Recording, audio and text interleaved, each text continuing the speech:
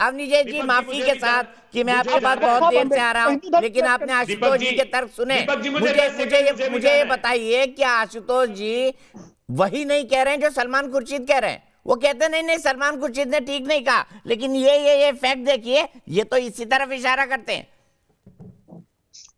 दीपक जी, मैं बड़ी साफ सी को थोड़ा सा समय मुझे दे दीजिएगा। बिल्कुल। ये आशुतोष जी के ज्ञान चक्षु जरा मैं खोल दूं।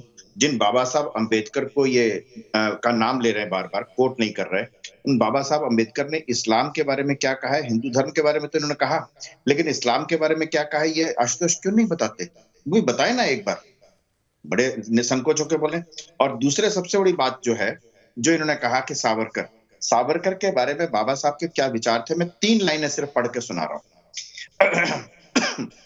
उन्होंने कहा कि जिन्ना और सावरकर की तुलना करते हैं। बाबा साहब अंबेडकर के अपने शब्दों में बता रहा हूं। उनमें मतभेद केवल इस बात पर है कि इन दोनों राष्ट्रों को, यानी कि मुस्लिम और हिंदू, किन शर्तों पर एक दूसरे के साथ रहना चाहिए। जिन्ना कहते हैं कि हिंदुस्तान के 2 टुकड़े कर देने चाहिए, पाकिस्तान और हिंदुस्तान। मुस्लिम कौम पाकिस्तान में रहे और हिंदू कौम हिंदुस्तान में। जबकि दूसरी ओर माननीय सावरकर इस बात पर जोर देते हैं कि यद्यपि भारत में 2 राष्ट्र हैं, परंतु हिंदुस्तान को 2 भागों में, एक मुस्लिमों के लिए और दूसरा हिंदुओं के लिए नहीं बांटा जाएगा। ये दोनों कौमें एक ही देश में रहेंगी और एक ही संविधान के अंतर्गत रहेंगी।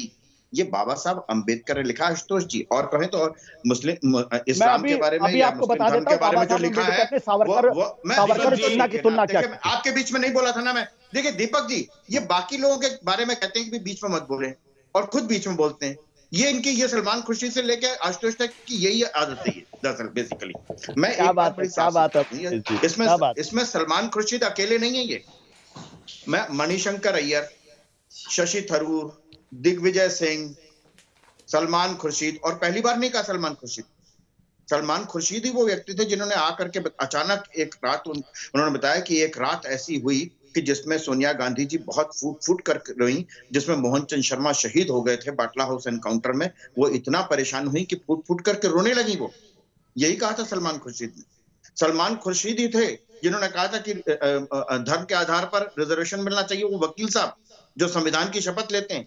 और मैं आपको एक बात बता दूं दीपक जी, मैं 3-4 लाइनें और पढ़ करके सुनाऊंगा।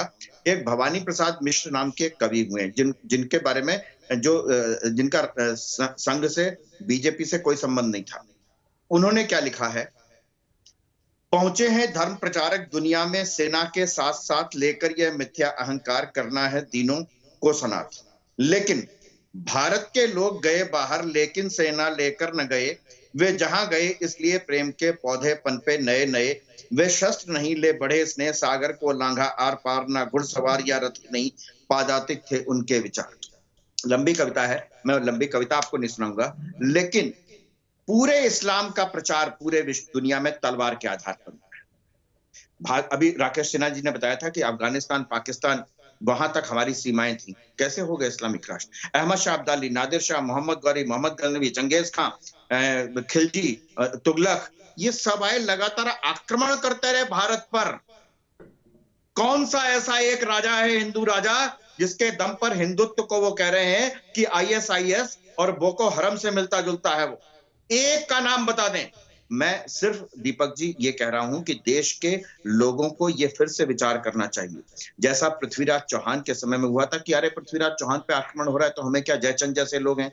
आज हमें सामूहिक रूप से ये सोचना पड़ेगा, तमाम जाति, धर्म, वर्ण, वर्ग को तिलांजलि दे करके, विभाजन में बंट करके नहीं, एक होकर के सोचें कि ऐसी विचार जिसके हैं वो सिर्फ एक धर्म पर नहीं, पूरे समूचे भारत राष्ट्र पर आक्रमण कर रहा है, यहाँ की सोच पर आक्रमण कर रहा है, यहाँ की सोच पर प्रश्न चिन्ह खड़ा कर रहा है पूरे दुनिया के सामने।